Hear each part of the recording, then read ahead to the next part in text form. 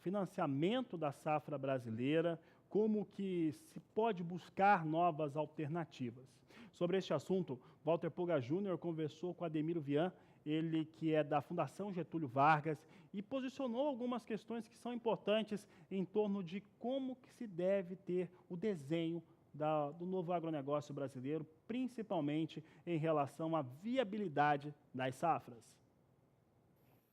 Ademir, obrigado por ter vindo. Vamos falar sobre o que é assunto no agronegócio agora, inclusive, mais destacado por conta da AgriShow, né? Falamos de financiamento de safra, de programas de financiamento do governo. Este plano safra, o governo indica, será um plano bem diferente.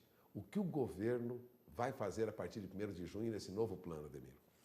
Ele vai sinalizar mais fortemente para o setor do agronegócio a saída dele paulatina do financiamento do grande produtor e do médio produtor, principalmente aqueles produtores que produzem commodities, produtos comoditizados, tipo soja, café, milho, né? Ele vai saindo paulatinamente e vai indicar claramente no plano que vai financiar somente o pequeno produtor, a agricultura familiar. E vai também cuidar mais do seguro rural, né? Então esse vai ser o plano que ele vai desenvolver agora, que já está em desenvolvimento e que vai fazer a divulgação. Bom, agora durante a AgriShow as autoridades já admitiam que um dos programas mais importantes no Plano Safra é o Moder Frota, né? O volume de recursos destinado à compra de máquinas e equipamentos agrícolas, e que teria agora juros mais altos. Encarecer para o produtor, você vê como uma informação negativa, é ruim para o agronegócio brasileiro? Não vejo dessa forma. Como eu disse, o governo já está sinalizando a saída dele paulatina, né? E este é um setor que já tem que olhar isso como uma realidade. Então, o que o governo está indicando agora nesse momento? Ele está indicando, olha, eu vou sair, tá? E a minha saída vai se dar da seguinte forma: eu vou reduzir agora a minha participação do governo no financiamento, portanto, se eu financiava, por exemplo, até 90% uma máquina, eu vou baixar isso para 85%, 80% a minha participação, e do outro lado eu vou aumentar um pouquinho os juros. Então eu vou reduzindo a minha participação no financiamento e vou aumentando os juros, até chegar um momento em que o próprio mercado, o mercado privado, vai suprindo esse afastamento do governo, né? E aqui nós temos um ponto muito importante a ser observado, que isso não é ruim para o setor de agronegócio, não. Por quê? Porque tem um outro lado, que é o lado da estabilidade econômica, tá?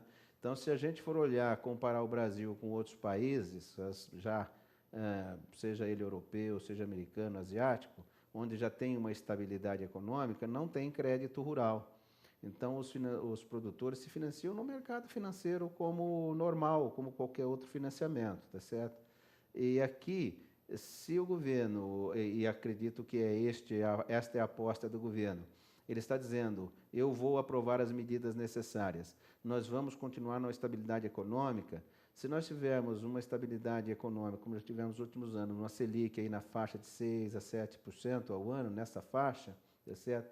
Isso vai criando, né, vai dando lastro para o setor financeiro, né, para os agentes que financiam, uma tranquilidade para ir aumentando aos poucos o prazo de financiamento e a participação deles no financiamento.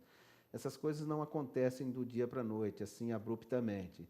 Elas acontecem assim, na medida que vai avançando a estabilidade, vai avançando o apetite do sistema financeiro, dos financiadores, e isso, quando você, vamos dizer assim, menos percebe, lá na frente você já fez a conversão, né? Então, é dessa forma que deve acontecer e que tem que ser, não é diferente o governo sair e deixar para o setor privado. Isso não funciona, você desarrumaria toda a cadeia produtiva de máquinas e equipamentos, criaria, do outro lado, uma demanda reprimida, reprimiria uma demanda, e você ficaria no pior dos mundos, tá certo? Então, você desarrumaria uma cadeia produtiva que hoje está funcionando muito bem, está indo muito bem. Por isso que ele está fazendo lentamente, como você disse agora. Perfeitamente, é exatamente isso. Ele está fazendo lentamente, ele está dando os indicativos. O que eu chamo a atenção aqui é para que o setor de máquinas e equipamentos já comecem a se movimentar, já começa a se articular para buscar formas alternativas de financiamento, né? Não é que... como funciona lá fora, né? Nós não estamos fazendo nada diferente, o governo não está pregando nada diferente, o sistema financeiro não está fazendo nada diferente. Já é uma, vou dizer assim, uma cartilhazinha que já vem sendo seguida. Estabilidade econômica, mais credibilidade, mais financiamento, mais prazo, taxa de juros mais, vamos dizer, mais educadas, né? mais palatável, dentro do que caiba dentro do orçamento do produtor. E aí vem, então, o setor de máquinas e equipamentos que tem que voltar para a prancheta e falar, bom, eu vou continuar fazendo financiamento, financiando minha produção desta forma? Que forma? É com base em financiamento exclusivamente bancário ou vou buscar, por exemplo, desenvolver um setor de arrendamento mercantil de leasing, tá certo? Que é muito forte lá fora. E aqui dentro, no Brasil, também é muito forte em alguns segmentos, em alguns setores. E outro produto, o consórcio. Então, por que não esses setores de máquinas e equipamentos já começarem a pensar, por exemplo, nessas duas alternativas, como forma de escoamento da sua produção? Então, nós aí teríamos o financiamento, o consórcio, o leasing, ou seja, para não colocar todas as suas fichas num único modelo de escoamento da produção. Agora, o governo tem sinalizado também um aumento da verba destinada a subsidiar o seguro rural. A saída para o seguro rural, garantindo renda ao produtor, é uma maneira também do governo lentamente passar para a iniciativa privada o risco do agronegócio? Excelente pergunta. Claro que é. É fundamental, né? Isso vamos dizer assim, é a peça-chave desse quebra-cabeças, tá certo? O seguro rural, ele dá ao agente financeiro, ao financiador, não precisa ser só um banco financiando, mas pode ser, por exemplo, um barter, enfim, um outro modelo de financiamento estruturado, mas ele dá a tranquilidade, né, como garantia, né? Então, com o seguro, quem está financiando uma máquina tem a certeza de que, ou pelo menos quase 100% de certeza, né, de que não vai ter inadimplência naquela operação. Ou seja, se o produtor perder a sua lavoura por seca ou por muita chuva, coisas do gênero, tá, ele vai ter indenização. Portanto, ele não vai deixar de atuar e de produzir. E ele vai ter liquidez para pagar aquela parcela, aquele financiamento, honrar aquele débito que ele tem com a gente e vai continuar na atividade. É essa tranquilidade que o agente financeiro, são duas tranquilidades, são dois pontos que ele precisa. Uma é estabilidade econômica e a outra é uma segurança de que o cidadão vai continuar, o produtor vai continuar na atividade, gerando renda para honrar o seu compromisso. Então, a perspectiva, a princípio, é boa. Atrás da estabilidade, é o que o governo procura agora, e aumentar o seguro para garantir a renda do produtor. Exatamente. Então, agora, uma vez dada essa diretriz de que, olha, eu vou saindo lentamente do financiamento das máquinas e equipamentos, por outro lado, eu vou começar agora a me dedicar a implementar um seguro rural mesmo no Brasil inteiro, por inteiro, tá certo? Temos hoje um seguro rural funcionando, né?